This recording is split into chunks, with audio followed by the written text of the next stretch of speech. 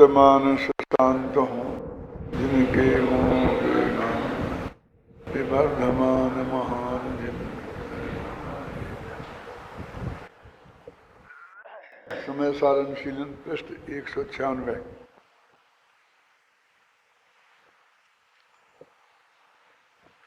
पिछली 10 गाथाओं 2 कलशों के बाद जो आचार्य जयसेन की 3 गाथाएं प्राप्त होती हैं उनकी चर्चा चल रही है और उनके बारे में अपने 4 कमेंट्स पढ़ लिए थे। अभी 5वां है, चौथे से चलाते हैं। प्रथम गाथा में शुद्ध पद का अर्थ द्रव्य कर्म, भाव कर्म और नो कर्म से रहित किया और तीसरी गाथा में शुभाशुभ संकल्प विकल्पों से रहित किया। इसका कारण यह प्रतीत होता है कि पहली गाथा में संग माने परिग्रह को छोड़ने की बात है और तीसरी गाथा में पुण्य भाव को छोड़ने की बात है। संग में बाह्य पदार्थ और रागादि विकार सभी आ जाते हैं तथा द्रव्य कर्म और भाव कर्म और नो कर्म में भी सभी बाह्य परिग्रह और रागादि भाव रूप अंतरंग परिग्रह ये सभी आ जाते हैं। इसमें कहता संग को छोड़कर, तो संग को छोड़ के कहा तो उसमें उन्होंने नो कर्म रूप पर द्रव्य, ज्ञानावरणादि रूप कर्म भी पुद्गल के परिणाम और आत्मा के विकारी परिणाम रूप भाव मोह, तो इस तरह परद्रव्य और विकार इन सभी से मुक्त आत्मा कहा। इसलिए उन्होंने संग का अर्थ किया है द्रव्य कर्म, भाव कर्म और नो कर्म से रहित। दूसरी जगह उन्हें अकेले विकल्पों से रहित बताना था, इसलिए रागादि भाव रूप इसकी बात करी। अब 125वीं गाथा में यह कहा था, ये जो 3 गाथाएं हैं ना उन पीछे उन पर कमेंट चल रहे हैं कि क्रोध में उपयुक्त आत्मा क्रोध है, मान में उपयुक्त आत्मा मान है, माया में उपयुक्त आत्मा माया है और लोभ में उपयुक्त आत्मा लोभ है। माने क्रोध, मान, माया और लोभ ये चारों कसायों से अभेद मानकर ये बात की जा रही है। प्रवचनसार में ऐसी गाथाएं शुरू में ही आती हैं, 8, 9, 10, 11 में आती है बात कि शुद्धोपयोग से युक्त आत्मा शुद्ध है, शुभोपयोग से युक्त आत्मा शुभ है और अशुभोपयोग से आत्मा अशुभ है।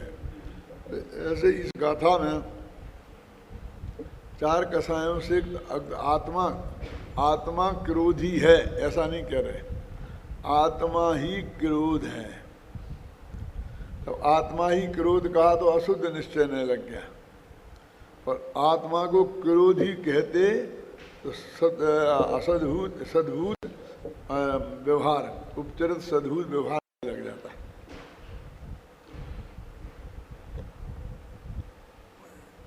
एक 126वीं गाथा में यह कहने वाले हैं कि जो आत्मा जिस भाव को करता है उस भाव का कर्ता होता है और ज्ञानी के सर्वभाव ज्ञानमय होते हैं और अज्ञानी के सभी भाव अज्ञानमय। 125वीं गाथा में क्रोधादि रूप अज्ञानमय भावों की बात तो आ गई थी पर ज्ञानमय भावों की बात नहीं आई थी। अतः उन उक्त 3 गाथाओं में ज्ञान भवमय भावों की चर्चा की गई। क्योंकि आगे अगली जो गाथा में क्या कहने वाले हैं, अब ज्ञानमय भावों की बात करने वाले हैं। तो पिछली गाथाओं में जिनके बाद ये 3 गाथाएं लिखी हैं, अज्ञानी के सभी भाव अज्ञानमय होते हैं, ये बात तो बहुत विस्तार से आ गई थी कि ज्ञानी के भाव ज्ञानमय होते हैं, ये नहीं आई थी।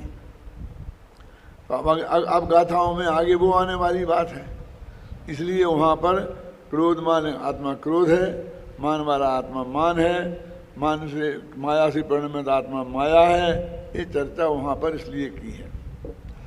देखो 65वां कलश, 65वां कलश माने कि हर जीव में प्रणमन की शक्ति स्वभावभूत है और उसमें किसी प्रकार के अंतराय की संभावना नहीं है। कोई निमित्त होता है और कोई निमित्त नहीं होता है, उससे कोई फर्क नहीं पड़ता है, लेकिन कोई जीव उसके प्रणमन को रोक दे ऐसी ताकत किसी भी द्रव्य में नहीं है। इसका नाम है निरंतराय। और जो पुद्गल के बारे में निर्विघ्न कहा था, निर्विघ्न, अंतराय और विघ्न लगभग एक ही चीज है। तो कहते हैं कि प्रत्येक द्रव्य का परिणमन स्वभाव है, वो किसी कर्म के उदय से परिणमित नहीं होता। राग रूप परिणमित हुआ, उसमें कोई कर्म निमित्त हो सकता है, लेकिन राग रूप परिणमित होने में दो चीजें हैं, एक परिणमित होना और एक राग रूप होना। तो उसमें से वो परिणमन तो उसका स्वभाव है और राग रूप होना ये औपाधिक भाव है, क्योंकि नैमित्तिक भाव है, इसलिए ये विभाव है। उस राग में निमित्तता है कर्म के उदय की, परिणमन में निमित्तता नहीं है। पर अपन ऐसी भाषा बोल रहे हैं कि राग रूप परिणमन, अब इसमें रागाधिक निमित्त हैं, तो वो परिणमन अपने वो परिणमन में निमित्त समझ लेते हैं। क्या फिर एक दफे कहता हूँ, ध्यान से सुनना, कि एक है परिणमन होना, एक काम, और एक है राग रूप होना, दो काम हैं। तो वो कहते हैं परिणमन में पर के निमित्त की रंचमात्र आवश्यकता नहीं है, और राग रूप होने में जो कर्म के उदय है, जो मान लो लोभ नामक कर्म का उदय, माया नाम का कर्म का उदय, और जो रति शोक जो भी है उसमें, उन कर्मों के उदय के निमित्त की अपेक्षा है। अब हम उसे भाषा में ऐसा बोलते हैं कि रागादि रूप परिणमन। अब राग रूप होना, तो हम एक काम मानकर और राग के साथ उस परिणमन को भी नैमित्तिक कार्य मान लेते हैं। अभी हम कहें तो लोग यही कहेंगे, हाँ राग रूप परिणमन औपाधिक भाव है, यही बोलते हैं, क्या नहीं बोलते हैं? अब वो कहते हैं कि दो हिस्से हैं इसमें, एक परिणमन अलग है जो उसका स्वभाव है, वो स्वभावभूत परिणमन की शक्ति उसमें है, परिणमन तो होगा ही। अब इसके आगे एक बात और है कि भाई वो परिणमन तो होगा, परिणमन तो नहीं रुकेगा, लेकिन यदि कर्म का निमित्त नहीं होता और हम गाली नहीं देते तो उसका द्वेष रूप परिणमन नहीं होता, गुस्से रूप नहीं होता। होता तो परिणमन, चारित्र गुण है तो उसका परिणमन तो रुकता नहीं, क्या? लेकिन हम गाली नहीं देते और वहाँ कर्म का उदय नहीं होता, अंतरंग और बहिरंग दोनों निमित्त नहीं मिलते, तो क्रोध रूप परिणमन नहीं होता, तो काय रूप होता बताओ? क्षमा रूप हो जाता है? हम बोले हाँ सही बात है, ऐसे ही हो जाता कि क्षमा में तो किसी कर्म का निमित्त नहीं चाहिए, और निमित्त भी चाहिए तो क्षय रूप निमित्त चाहिए, क्षयोपशम रूप निमित्त चाहिए। लेकिन कहते हैं कि वो भगवान आत्मा में रागादि रूप परिणमन करने की भी शक्ति है, इसका नाम विभाव शक्ति है। एक परिणमन शक्ति, एक वैभाविक शक्ति, ये दो मिलके वो रागादि रूप परिणमन हो जाता। अब आप एक कहें कि नहीं वो नहीं होता, तो अब वो अज्ञानी की बात चल रही है, जरा समझना, बहुत मार्मिक पॉइंट है राजेंद्र कुमार जी। तो फिर वो क्षमा भाव रूप परिणमित हुआ था, और संबंध संग के अंदर क्षमा होती नहीं, और संबंध संतोष से है नहीं, क्यों क्या होता बोलो? एक तो ये प्रश्न ही बेहुदा है कि कर्म का उदय नहीं होता और सामने वाला गालियां नहीं देता, ये काल्पनिक है, ख्याल में ना। खैर इसे अपन मान लो, तो वो कहते हैं कि जब वो सम्यक दृष्टि नहीं है तो उस वक्त इसके विभाव रूप परिणमन की ही योग्यता है। समझ गए ना आप? तब तक वो विभाव रूप मंद क्रोध रूप होगा, तीव्र क्रोध रूप होगा, समझिए ना।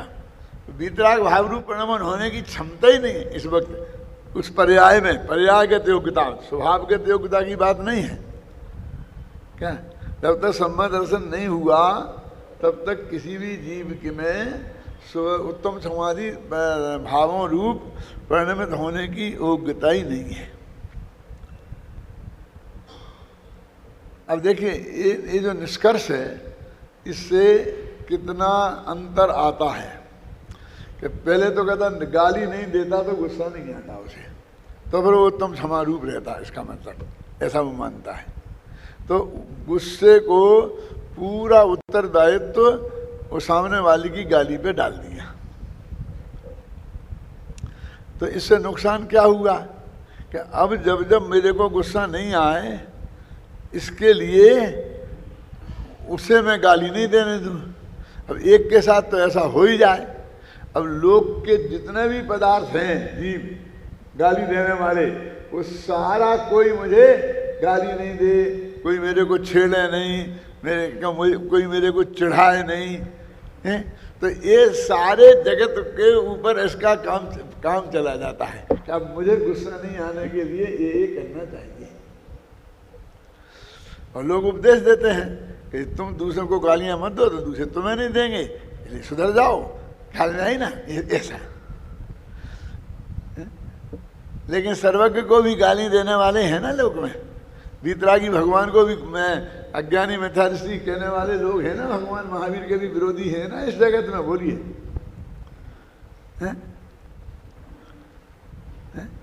माने ये उपाय जिसकी तरफ हम मुड़ रहे हैं वो सही नहीं है।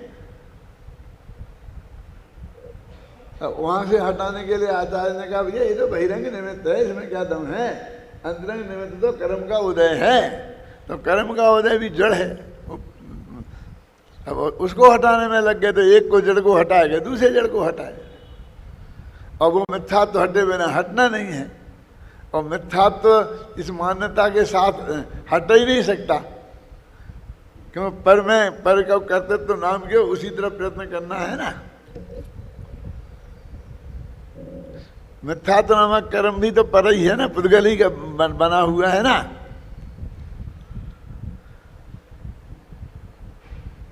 तो अब क्या उपाय है?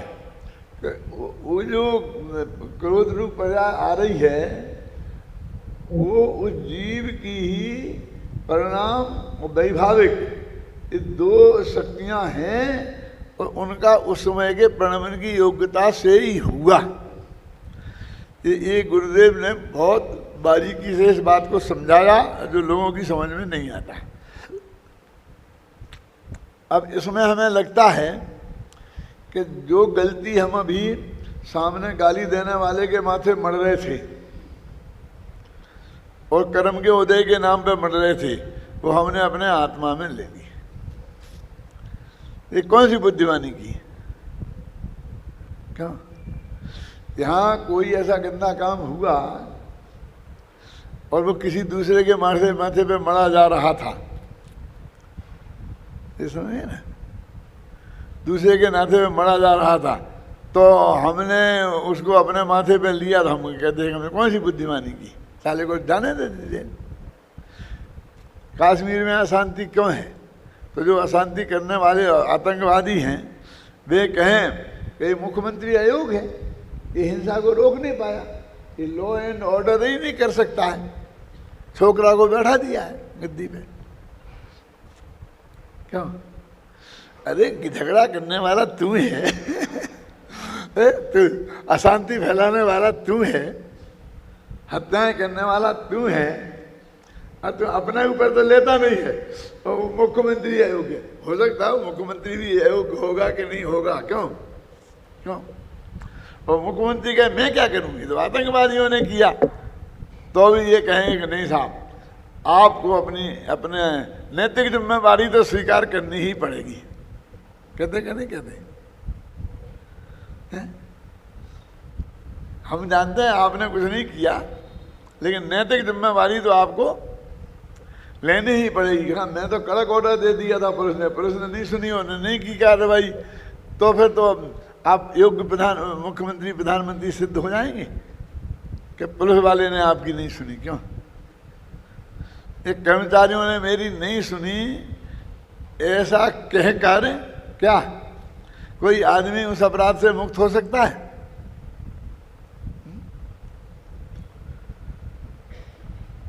तो वो कहते हैं, इसे ऐसा डर लगता है कि जबरदस्ती जो दूसरों के माथे पे सारा जगत मान रहा है, काय को अपने अंदर मोह राग द्वेष के भाव हो रहे हैं, क्रोध आदि, उनके लिए जिम्मेवार कर्म के उदय को सामने वाले को मान रहा है, और इसे जबरदस्ती ये अपने माथे पे चेंटा रहे हैं और अपने को ज्ञानी कहते हैं। अरे ज्ञानी तो जगत में उसे कहते हैं कि अपन ने भी हत्या करी हो तो दूसरे के माथे मर जाए और जीत जाए अपन जा करके। क्यों? अच्छा वकील तो उसे कहते हैं। और ये तो खुद ही कह रहे, मैं स्वीकार करता हूं इनकी कोई गलती नहीं है। कर्म बेचारे कौन भूल मेरी अधिकाई, अग्नि सह घन घात लोहे की संगति पाई। लेकिन आचार्य क्या कहते हैं, सुनो, कि एक कह के हमने कुछ खोया नहीं है, कुछ पाया है। क्या पाया भैया तुमने गलती स्वीकार करके? कि वो गलती मेरी गलती से हुई तो मैं उस गलती को मेट सकता हूं, क्योंकि मैंने गलती की तो मैं मेट सकता हूं। यदि मैंने किए ही नहीं तो उस गलती को मैं कैसे मेट सकता? आप समझ में आएगा नहीं है? तो हमने उसे स्वीकार करके उससे बचने का उपाय अपने हाथ में ले लिया है, स्वाधीन हो गया उसके लिए। अब हमारा काम सरल हो गया। देखो, एलर्जी होती है ना, एलर्जी है तो खाने पीने की चीज़ों से होती है, दवाइयों से होती है, और बाहर के एनवायरनमेंट से होती है, धुआं हो, धूल हो, इनसे होती है, इन सब चीज़ों से होती है। 3 तरह की एलर्जी होती है। तो जब कोई एलर्जी से बीमारी, हमको जुकाम हो गया, सर्दी हो गई, खुजली हो गई, ये सब एलर्जी की बीमारियां हैं 99%, और कारणों से भी हो सकती हैं 1%। तो हम डॉक्टर से पूछते हैं कि डॉक्टर साहब ये बताओ हमें कि ये हमने क्या गलती की, इसकी वजह से ये हुई। तो वो कहते हैं तुमने कुछ गलती नहीं की, हम दवाई दे रहे हो, चुपचाप खा लो, वो ठीक हो जाएगी। तो समझदार आदमी को संतोष नहीं होता। वो कहता अब तो हम बहुत बुरी हालत में फंस गए कि हमारी गलती के बिना ही हम बीमार हो जाते। अरे हमारी गलती बताता तो हम उसे सुधार लेते और अगले साल बीमार नहीं होते। क्यों? वो ये बताना चाहे तुम तो हमारी गलती बताओ, क्यों बताओ, और वो डॉक्टर गलती बताए, क्यों? वो हमारे हित में है कि नहीं बताए वो हमारे हित में है। वो ये कह कि जरा एलर्जी की जांच कर लेते हैं, देख लेते हैं, इन चीज़ों के खाने से तुम्हें एलर्जी है, छोड़ दो, हम तैयार हैं। क्यों? कि उन चीज़ों के खाने में जो हमें आनंद है, उससे खाने से जो हमें तकलीफ हो रही वो बहुत ज़्यादा बड़ी है। क्यों? कि दवाई तो, हाँ ये दवाई नहीं खाएंगे, लेकिन वो कहता है कि भैया हम तुमसे कह रहे तुम्हारी कोई गलती नहीं है, ना कोई दवा से है तुम्हें, ना कोई खाने पीने की चीज़ से है। काय से है? ये वायुमंडल से है। ये आकाश में बादल आए ना, और उनसे जो नमी आई उससे तुम्हें एलर्जी है। बोलो क्या करें? अब हम आकाश के बादल हटा सकते हैं क्या? इसलिए तो कहते हैं तुमसे कहते हो कारण मारण मत खोजो। ये तुम सांस लेते हो ना, इसलिए दमा हो जाता है। हवा में ऐसे तत्व हैं अभी। अब हम क्या करें? फिर हमें ये करना पड़ता है, जैसे अभी गोष्ठी की थी अपन ने पर्यावरण की शुद्धि के लिए, भैया पटाखे मत चलाओ, इससे फिर लोगों को, दमा वालों को बहुत तकलीफ हो जाती है। ये अपन बोल रहे थे ना। अब पर्यावरण को शुद्ध करना इतना आसान है क्या? यदि हमसे कहते कि तुम केला मत खाना तो हम तो जिंदगी भर को छोड़ देते हैं। हमसे एक कहते कि ये दवाई नहीं खाना तो हम छोड़ देते। लेकिन अब ये सारी दुनिया में हवा में नमी है, हवा में धूल है, हवा में मिट्टी है, क्यों? अब उसकी वजह से होता है, तो अब हम क्या करें बोलिए? तो यही बात है कि अभी हम ये मान रहे हैं कि हवा में कोई भी कहीं गालियां देगा, कहीं भी कुछ हो जाएगा कहीं कोई कर, माना जो बिल्कुल पर के अधीन हमारी थी, अब हमें पता चल गया कि हमारे में भी राग रूप प्रणवन करने की योग्यता थी। ख्याल में आई ना? ये हमारी गलती से ही हुआ है। अब हमारे अंदर अंदर बात आ गई। तो दिखता ये है कि हमने बहुत बड़ी गलती की है स्वीकार करके, लेकिन वास्तव में बात अपने हाथ में लेना है। क्या?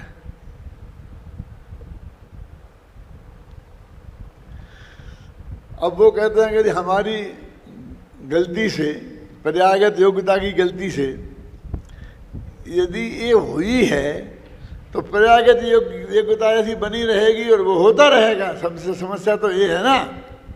अब उसे योग्यता को थोड़ी मेट सकते हैं, योग्यता तो कहते ही उसे हैं जिसे मेटा नहीं जा सके। अब एक समस्या हमारी खड़ी हो गई। अब गुरुदेव श्री जो इसका जवाब देते थे बहुत ही गजब का था वो लोगों के गले उतरना बहुत कठिन है। वो कहते थे, कौन है, तुझे ये बात स्वीकार है? यदि तेरी ये बात स्वीकार है तो तेरी भविष्य की पर्यायों में ऐसी पर्यायगत योग्यता होगी ही नहीं। ख्याल नहीं ना? जब नहीं होगी तभी तुझको ये बात स्वीकृत होगी। आया कुछ समझ में नहीं आया? वो ये कह रहे हैं कि इलाज तो बस तेरा मानने में ही हो गया, क्योंकि अब तेरी उस रूप परिणमित होने की योग्यता ही नहीं होगी भविष्य में। गुरुदेव का प्रसिद्ध उदाहरण है कि भाई वो कहता है केवली के ज्ञान में जैसा देखा होगा वैसा ही होगा। वैसे हमारे यदि केवली भगवान ने अनंत भव देखे हैं तो हम उनमें से एक भी कम नहीं कर सकते। बोलो ये बात 100% सही है? क्यों? तो वो कहते गुरुदेव कि बात तो 100% सही है, लेकिन कौन है, किसके लिए सही है?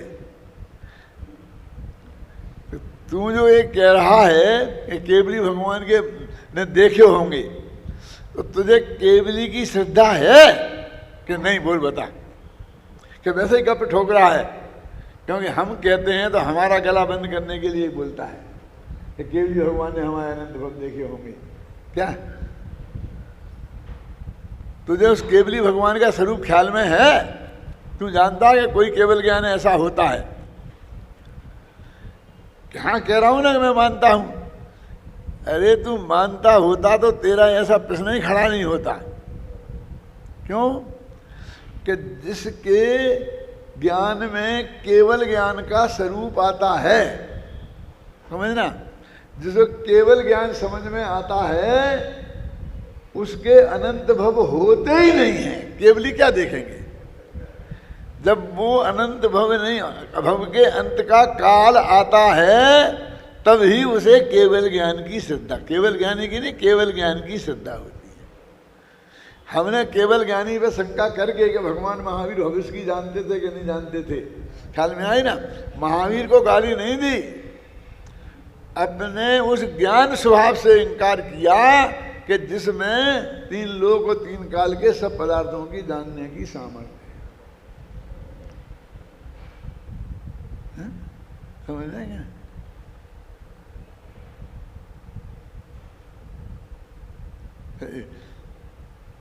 कितने लोगों तक पहुंची मेरी बात मुझे अंदाजा नहीं लग रहा है, फिर एक दफे इसलिए बोलता हूं। क्या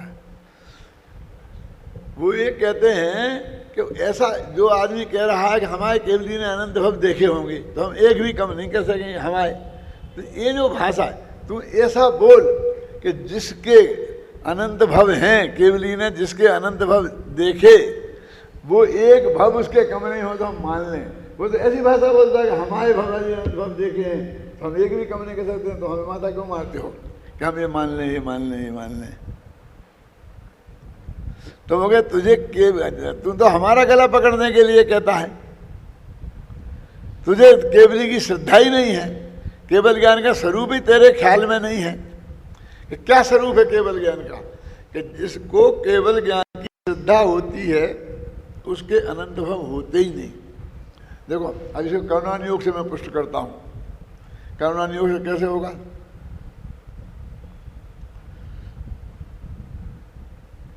वो बोलते हैं ना, कौन सी लब्धि कि जिसके इतने भव रह जाते हैं तभी उसके बात समझ में आती है, जाता ना, ध्यान नहीं आ रहा। करुणान योग का ही है, वो समझाते हैं ना ये। हाँ, अर्धपुद्गल परावर्तन काल शेष रहे तो सम्यक दर्शन की बात समझ में आएगी। तो जो जिसका अभी अनंत एक पुद्गल परावर्तन काल भी है तो उसके समझ में नहीं आएगी। और एक और, ये तो तुमने अच्छा बता दिया, लेकिन इससे भी और अच्छा है, इससे भी और बहुत अच्छा है। करुणान योग कहता है, वो कहता है ना, अंता कोड़ा कोड़ी प्रमाण देना चाहिए। क्या बोलते हैं?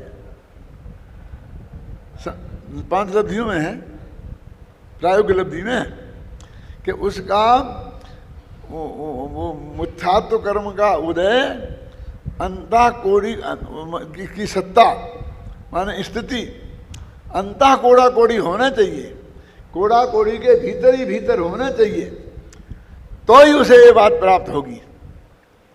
ये क्या बताता है?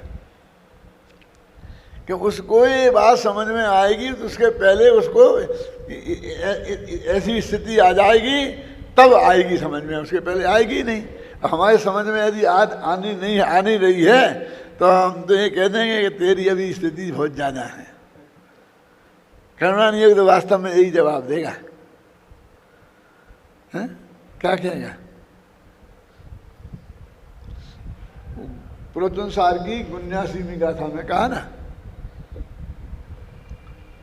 79वीं गाथा में क्या कहा?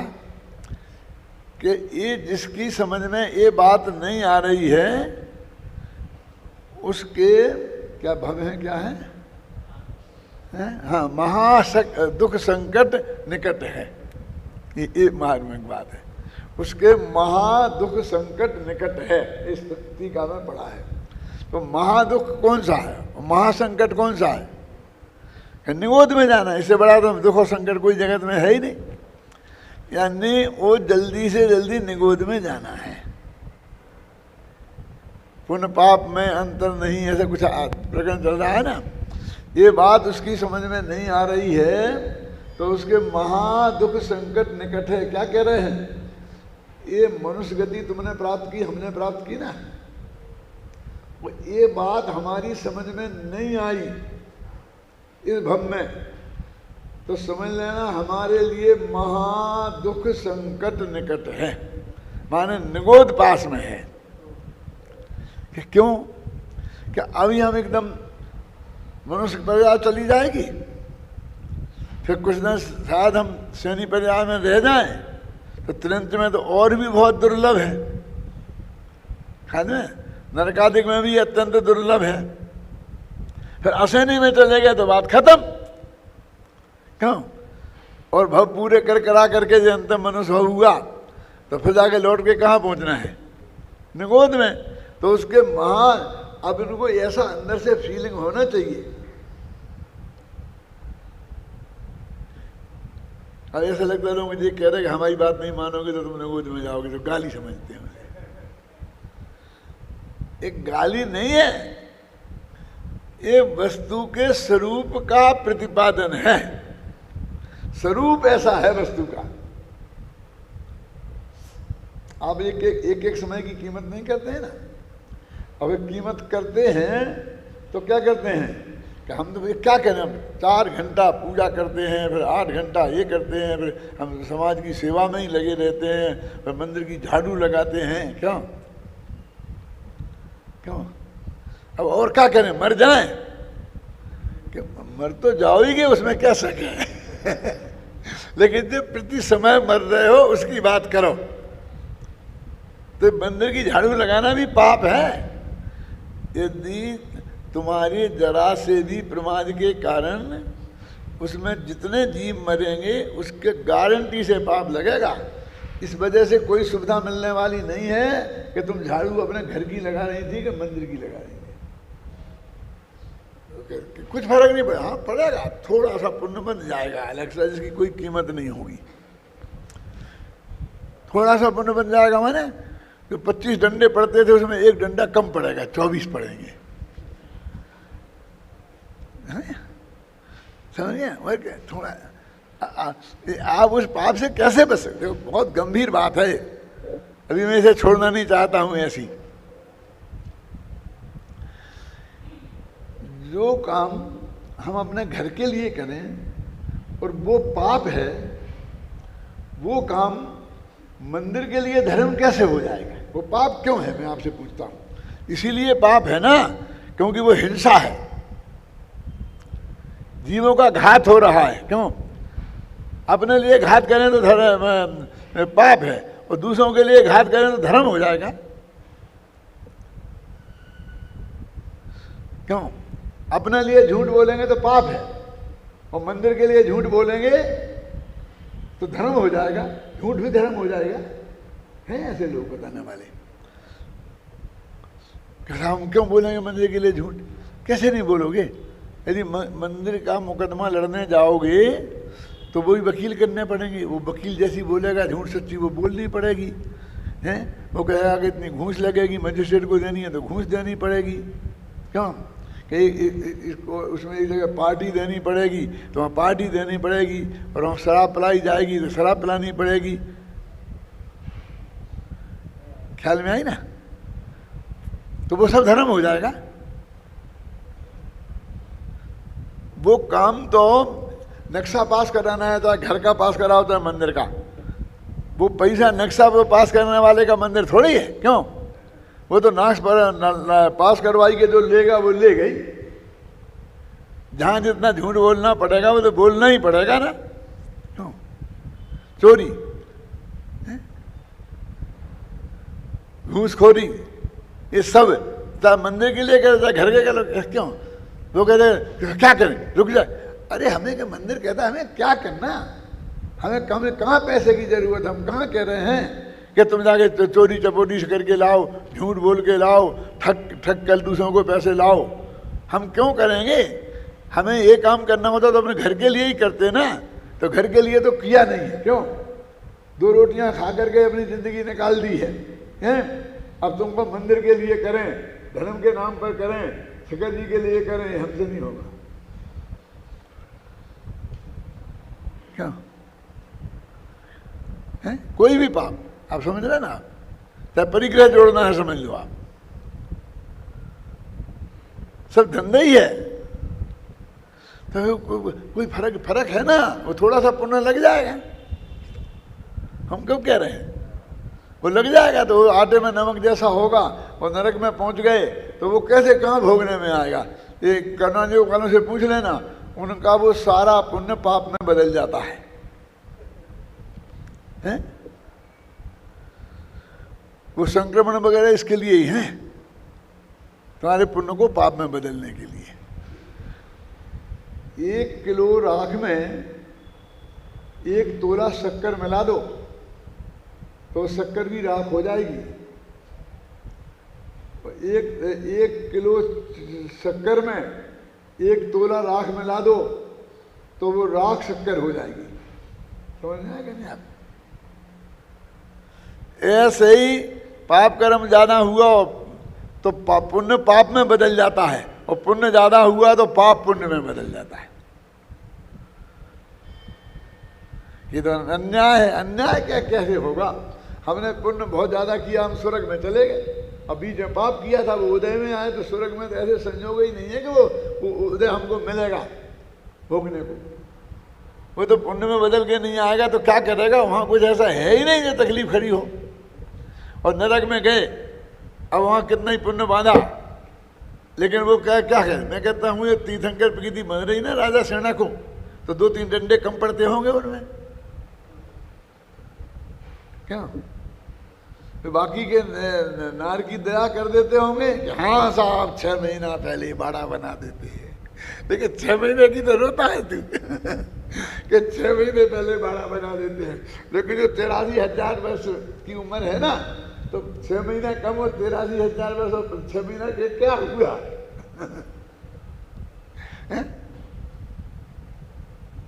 उनका क्या हुआ बताइए? तीर्थंकर प्रकृति बांधी है तो और पुण्य भी तो बांधा ही होगा ना, क्या हुआ?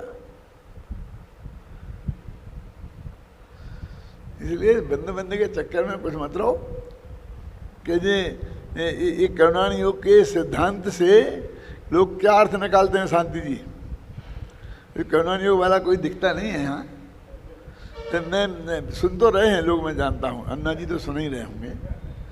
ये मैं कहता हूँ कि देखो बदल सकते हैं हम, इसलिए कोई चिंता करने की जरूरत नहीं है, पाप को हम बदल देंगे पुण्य में। अरे उसकी फिक्र मत, उसकी बात कहेंगे बहुत जीरो की बात है कि कौन लाखों लोग का पुण्य पाप में परिणमित होता है, क्यों?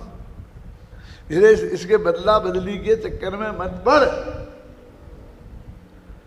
हमें तो कर्म ही नहीं बांधना, हमें तो बंद से ही ख्याल में आई ना उस बात को ही सोच कि इनका क्या भरोसा, ये पुण्य भी पाप में बदल जाएगा, ऐसा सोच पाप पुण्य में बदल लेंगे हम। क्या रे बारे बारे वाह, कर लो पाप, बाद में पुण्य करके बदल लेंगे हम। कितना? 1 करोड़ रुपया कमाएंगे और 1 लाख दे के उसे सब पुण्य में बदल लेंगे। क्यों? वो 1 लाख का पुण्य 1 करोड़ के पाप में बदलेगा, काय में बदलेगा? बोलिए। वो तुम्हारा पुण्य भी काय में बदलेगा, पाप पुण्य में बदलेगा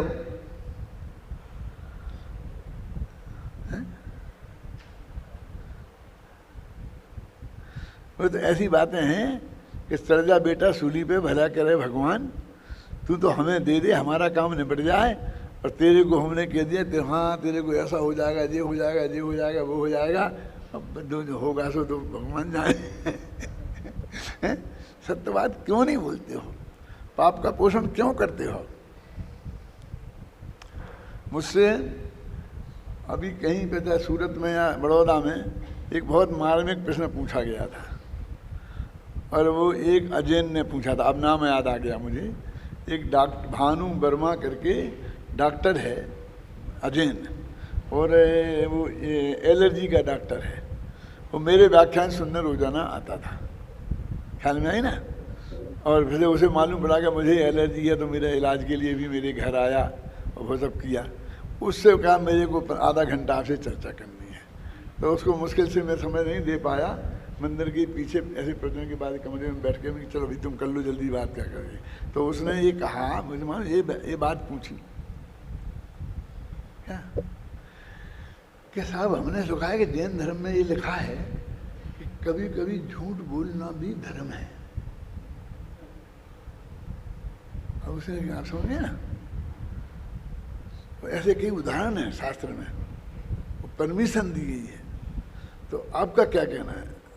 मैंने कहा ये बिल्कुल ही गलत बात है सुनना। और उदाहरण क्या दिया जाता है वो मैंने उन्हें सुनाया था, वो तो मैं भी सुना देता हूँ। कोई ये टीवी पे जाएगा तो सारी दुनिया भी इसे सुन लेगी कि नकली पोजीशन खड़ी करके जिसकी संभावना बहुत क्षीण है, और उस झूठ बोलने की परमिशन दिलाना किसी तरीके से वो सबसे बड़ी गलती है। बोले क्या मतलब? मैंने देखो कि एक गाय जा रही थी और एक साधु महात्मा वहाँ बैठे थे, जो बताते हैं ना लोग। अब वहाँ से कसाई दौड़ा दौड़ा आया पीछे पीछे और कहा महात्मा जी गाय कहाँ गई है? तो गाय इधर को गई थी। तो महात्मा जी ने कह दी इधर को गई है। तो गाय को बचा लिया। इसलिए गाय को बचाने के लिए अहिंसा की दृष्टि से इतना झूठ बोलने की परमिशन जैन धर्म में है। ऐसा उदाहरण देके बहुत पंडित लोगों को बरगलाते हैं। अब मैंने उनसे कहा क्यों भाई साहब ऐसी घटना कोई बहुत संभव है कहीं कि गाय भाग रही हो, कसाई पीछे पीछे दौड़ रहा हो है? और महाराज से पूछे और महाराज ने बचा ली, तो क्या घंटे को बचा लेंगे महाराज? आखिर वो गाय प्लेन में बैठ के तो भाग जाने वाली नहीं है। वो 1 घंटे बाद पकड़ लेगा वो। क्यों? और उसके लिए महाराज ने अपने जिंदगी भर का सत्यविद तोड़ करके झूठ बोल दिया। तो क्या बोले फिर? बता दे कि हाँ को गई 2 पक्ष। अरे मैंने कहा भैया एक तीसरा रास्ता भी है ना, कि क्या कि महाराज चुप नहीं रह सकते, हर एक के हर प्रश्न का जवाब देना जरूरी है। कोई ये पूछे कि गाय किधर को गई है, इस प्रश्न का उत्तर देना हर महाराजों को जरूरी है। क्यों? वे चुप नहीं रह सकते हैं? एक मौन भी है ना। चुप रहेंगे तो भी तो उनने नहीं बताया, ख्याल में आई ना। इसलिए झूठी कल्पना करके झूठ को बोलने की परमिशन देना। तो मैंने एक सच्ची घटना सुनाई थी, जब हम मुरैना विद्यालय में पढ़ते थे और 11 वर्ष के रहे होंगे। दादा आपको याद है क्या नहीं? हम एक नाटक देखने गए थे, जो वहाँ पर वो है ना गुप्ता स्टोर के सामने वो स्टेज बनती थी, वहाँ हो रहा था। मैं नाटक बताता हूँ तो आपको याद आ जाएगा। उस नाटक में क्या दिखाया जा रहा था कि एक वेश्या ने एक सेठ को फंसाया, और वो सेठ सुदर्शन सेठ जैसा था, बहुत शुद्ध सात्विक सदाचारी, पकड़ में आ गया था वहाँ। तो वेश्या उसे कह रही थी कि यदि तुमने मेरी बात नहीं मानी, और मेरी बात मानने का मतलब समझ गए आप सब लोग, क्यों? तो मैं जहर खा के मर जाऊंगी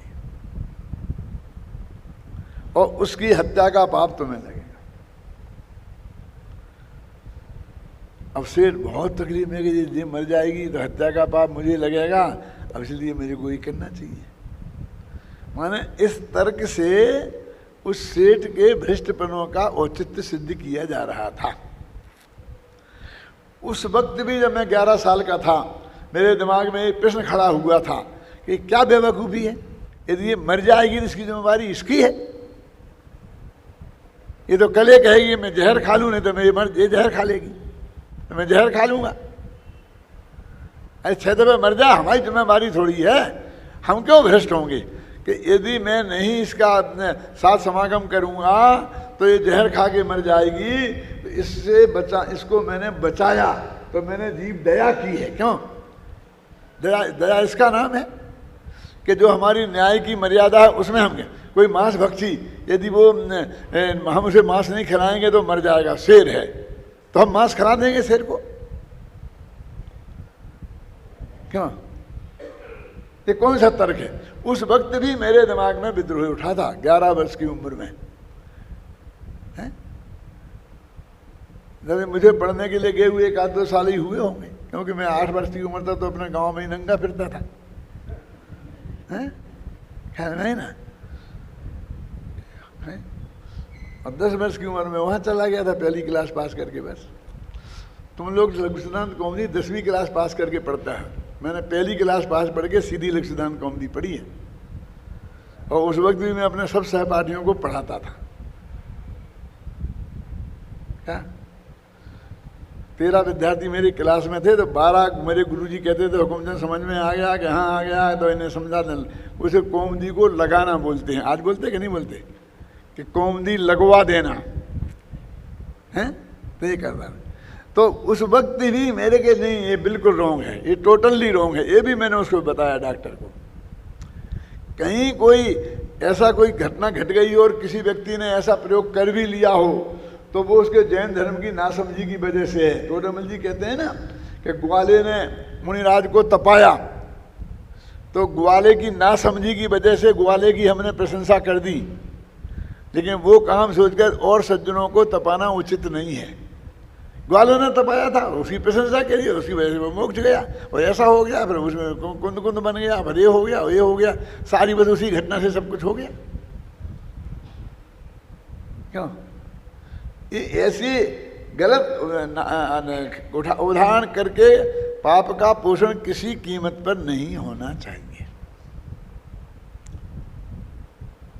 समझे ना?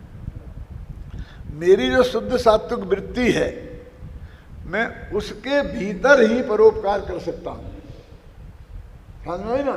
लेकिन मैं अपनी मर्यादाओं को भंग करके मैं अपने व्रत नियमों को भंग करके और खुद पाप में पड़कर दूसरे को पाप से बचाऊं, ऐसी करुणा जैन धर्म में नहीं है। तो क्या करते हुए सेठ जी फिर बोलो? लोग पूछते आप बताओ पंडित जी आपकी दृष्टि से क्या है? यदि वो सेठ जी पंडित जी थे तो उसे समझाते क्या कि भाई तुम ऐसे मर जाएगी तो नरक में गोद जाएगी, ये खोटा काम तो ये कर रही है, और आत्महत्या करके वाले स्वर्ग नहीं जाते हैं, नरक ही जाते हैं? कि मेरे माथे क्यों लगेगा? मैंने क्या किया इसमें? मैं क्या कर रहा हूं? श्रीमद का एक बहुत बढ़िया उदाहरण है, शायद पहले मैंने दिया है कि नहीं। गांधी जी जैसा व्यक्ति जो देश में प्रसिद्धि पा चुका था, श्रीमद के पास गए और उन्होंने कहा कि पाकिस्तान हम पे आक्रमण करे तो हमें क्या करना चाहिए। इसके लिए उन्होंने एक तर्क खड़ा किया, एक आदमी मेरी छाती पे बंदूक लगा दी है, मेरे हाथ में भी बंदूक है, मैंने भी बंदूक तान ली है, उसने तान ली है और मैंने तान ली है। अब 1 सेकंड की देर है, यदि मैंने पहले चला दी तो वो मर जाएगा और उसने पहले चला दी तो मैं मर जाऊंगा। क्या? अब सोचने का ज्यादा समय नहीं है, सेकंडों का काम है। अब आपकी क्या राय है? क्या मैंने ऐसा नकली खड़ा किया श्रीमद के सामने? गांधी जी ऐसा श्रोता था और साधारण श्रोता होता तो भड़के के भगा देते। क्या बेवकूफी की बात बताते हैं? अब गांधी जी जैसे आदमी सामने चुप रहे, वो पीछे ही पड़ गए।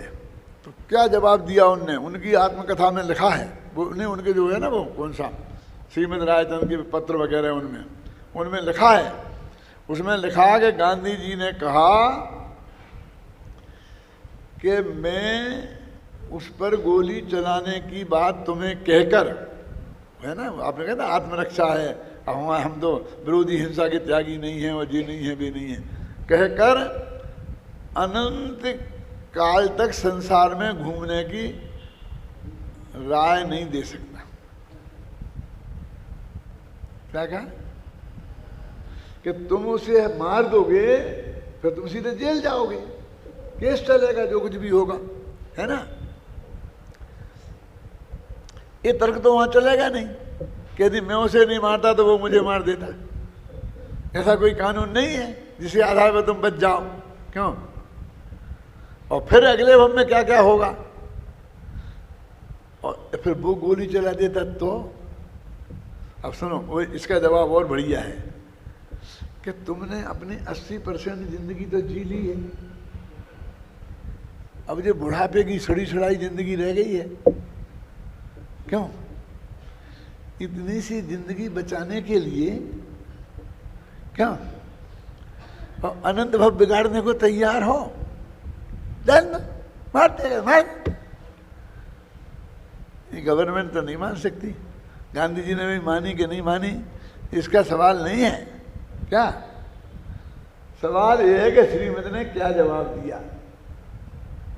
कहने साहब हम तो संकल्पी हिंसा के त्यागी हैं, विरोधी के नहीं हैं, विरोधी को तो हम मार सकते हैं, और ऐसे रास्ते निकाल करके उन्होंने कोई ये कोशिश नहीं की। क्या ये समझ लेना, मैंने किसी भी पाप का पोषण किसी भी कीमत पर नहीं किया जाना चाहिए। मेरा मैंने उनको बोला, उस डॉक्टर को, तो तुम्हें बता रहा हूं कि मेरी बहुत स्पष्ट मान्यता है जैन दर्शन के संदर्भ में, मेरी और जैन दर्शन की, इन दोनों की ये स्पष्ट मान्यता है। और जहां तक मैं समझता हूं वहां तक की बात नहीं है जी, मैं पूरी तरह समझता हूं और यही बात मैं आपसे कह रहा हूं। क्या वो जमाना गया, मैंने कल परसों चर्चा की थी ना कि मैं छंद नहीं जानता हूँ, मैं ये नहीं जानता हूँ, मैं ये नहीं जानता हूँ, मैं कुछ नहीं जानता हूँ, फिर भी मैं लिख रहा हूँ। क्यों? इसका ज़माना क्या? वो मैं क्या क्या जानता हूं ये बताओ, बताना है तो हैं? और किस क्वालिटी के बल पर तुम ये बात लिख रहे हो। टोडरमल जी कहते हैं हम बहुत सावधान करेंगे कि भ्रष्ट ना हो जाए, जीवन में भ्रष्टता ना आ जाए, फिर भी आ जाए तो हमारी तो जिम्मेवारी है नहीं, लेकिन हम कहना तो बंद नहीं करेंगे। वस्तु का स्वरूप तो हम बताएंगे और उल्टी परिणति करने के लिए हम बहुत सावधान करेंगे। तुम कहोगे ये सुन के कोई भ्रष्ट हो जाएगा तो हम और क्या कर सकते हैं, बस हम सावधान करेंगे, हम बताएंगे कि भ्रष्ट होने के लिए नहीं है ये बात है, फिर भी होएगा तो होएगा, हमारे माथे पे उसका कोई नहीं, उसके डर के मारे हम जैन तत्व का प्रतिपादन किसी कीमत पर बंद नहीं करेंगे। यहाँ क्या प्रकरण चल रहा है, ये बात क्यों चल रही है? इसलिए चल रही है कि जिस जीव को पर्यायगत योग्यता से ही कार्य होता है, परद्रव्य का उसमें रंच मात्र भी योगदान नहीं है, ये परम सत्य है। ये स्वीकार करके कर्म के माथे जो दोष मढ़ा जा रहा था और परद्रव्यों के माथे जो दोष मढ़ा जा रहा था, उससे हटाकर अपनी गलती स्वयं स्वीकार करने की तरफ लाए हैं क्या?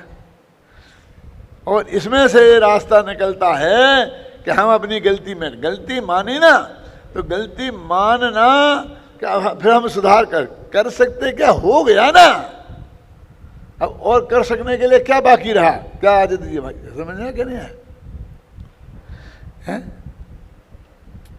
लाल बहादुर शास्त्री, रेलवे दुर्घटना हो गई तो उन्होंने इस्तीफा दे दिया।